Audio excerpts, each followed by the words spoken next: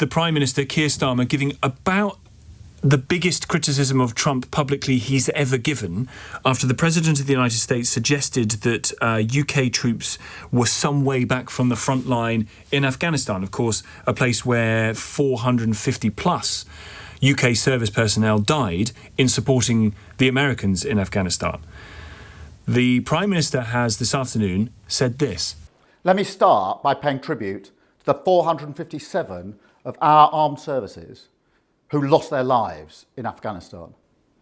I will never forget their courage, their bravery, and the sacrifice that they made for their country.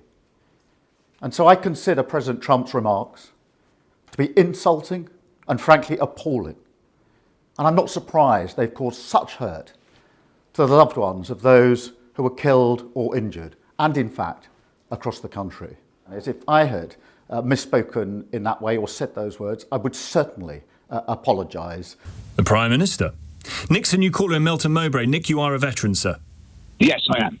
Your thoughts on what you've just heard from your Prime Minister? Not strong enough, really. Not strong enough at all. Needs to perhaps grow a pair. I understand the political implications of what he's saying, but, you know, we need to seriously look at this royal visit to America later on this year. We need to just put down a marker. It's unacceptable. It's wrong. It's completely wrong. When you heard what Trump said, what was your initial reaction? I went through the roof. Completely uninformed, uneducated. The only times Article 5 has ever been invoked by NATO was after 9/11. Correct. And that was invoked by the Americans. Correct. And, you know, when he says that we've never asked for anything, well, tell that to 457 vets who are dead. And their families. And their families. I'm an ex-veteran, but both my sons, one's still serving and one served for 14 years in the Royal Marines. Wow. And did 3 tours of Afghanistan. Gosh. And when they're away from home,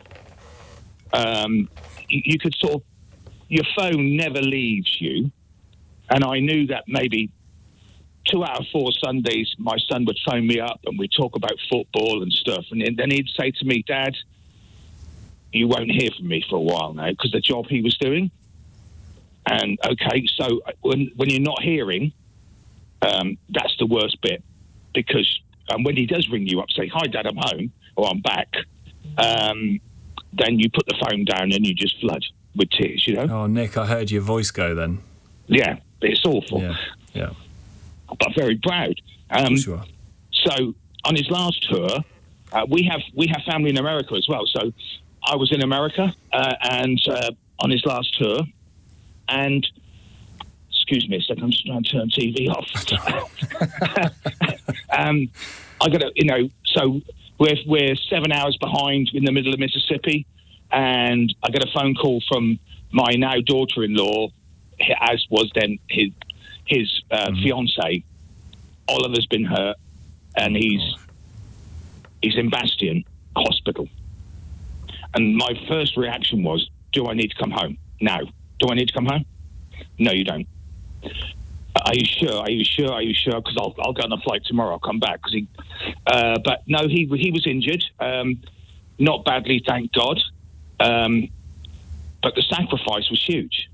Well, that is the front line, Nick, isn't it? I mean, that is what the President of the United States is currently saying didn't happen. It did. It happened for the guys and girls who were out there doing a fantastic job, but it also works for the families at home, because you can never relax.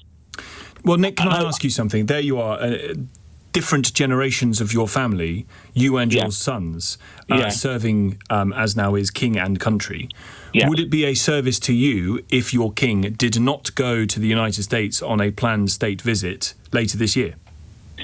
As much as I really love what we can give in soft power to the world, and I've worked with so many American service men and women, and they're great people.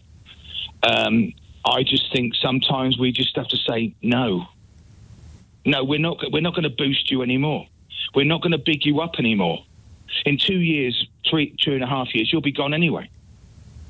Nick, I really appreciate the call. Thank you very much indeed for it and for your family's service.